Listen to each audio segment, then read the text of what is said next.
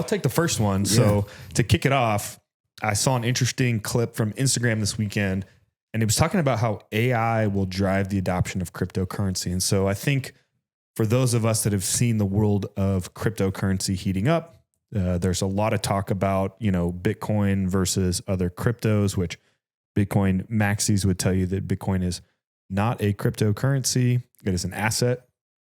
But first principles thinking says there's this world shaping up ahead of us that is connected with AI. And we're not going to be able to live or do anything without AI in some capacity.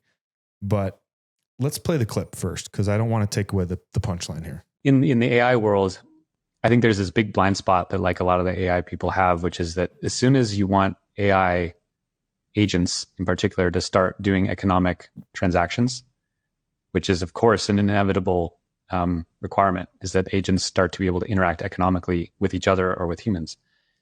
They can only use cryptocurrencies, right? Like an AI agent can't go set up a bank account, or I would love to see it try. It's hard for a human to do that, and they have a corporeal form. An AI can only use digitally native rails for payments, and that means it has to be cryptocurrencies. So there's no future world where like AIs are running around paying each other in fiat. They're like incompatible concepts.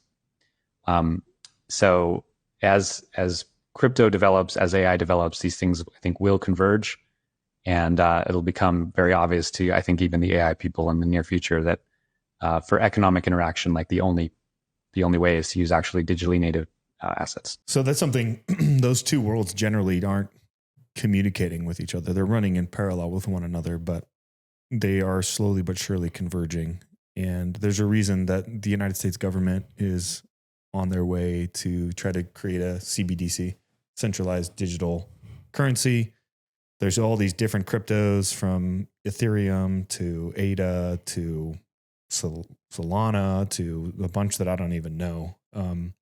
So it begs the question of which of those cryptos will ultimately become the predominant flavor of cryptocurrency used for these, digitally native rails, or does each country end up adopting their own form of CBDC in some way, shape, or form? And does Bitcoin become the reserve asset, right? Because if everything goes digital, right, just like we had fiat and physical money, and all of a sudden you had a gold as the core backing all that up, does that mean that Bitcoin becomes the reserve? And you look at countries like El Salvador, Argentina. You look at Argentina, just sat down with El Salvador to have this conversation about how they did that, how they were actually mining it. Nations all over Africa. Correct. You look at Jamie Dimon and all the guys that were all the big ones, Blackstone, BlackRock, et cetera, that were all out there dogging on Bitcoin while they were actually buying it up. Right. So there's a reason that this is happening. And I think that Bitcoin, if I was a betting man, Bitcoin becomes the reserve asset, what gold is to fiat, and some form of other digital currency becomes the way that we transact online and with AI.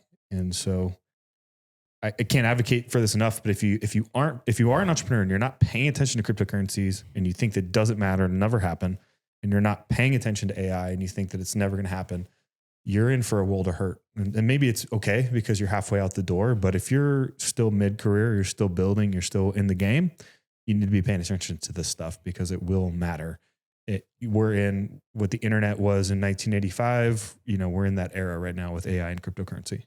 Yeah. I mean, from the bigger picture of what he was saying, I can see it. I think for me, I'm trying to wrap my mind around the artificial intelligence in the economic role, the work. I have to wrap my mind around that. Well, so prime example, right? We have an AI sales agent, right? So somebody sets up an account on Clearly Acquired. They get an automated phone call from an AI sales agent. That sales agent then walks them through some questions and makes sure that their onboarding is smooth and sets up a phone call, right? Right. What if it was also setting up a phone call and collecting payment? That's the world where the AI agent is interacting with a human being.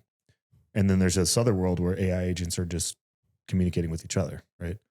So it seems crazy to talk about, But man, based off the tools that we're using and that I have seen, it's not that far off. Yeah, it doesn't appear to be like I said, high level. I can get it, but I think the thing that whenever I don't fully understand something, I try to find the words that are mentioned that I can latch onto. So when he's talking about rails and stuff, I'm like, I can totally see it, right? I can see knowing what it takes on the back end to complete those kind of transactions. Yeah, so, correct. Yeah. So, which is a great segue, right? So I think the kind of the next phase of that, and this is crazy to say, but AI has made math and development skills semi obsolete at this point.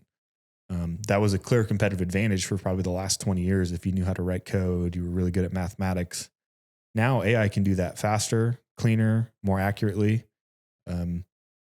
Unlike human language, math is the same everywhere, right? And so it's very easy for it to translate mathematical skills. And so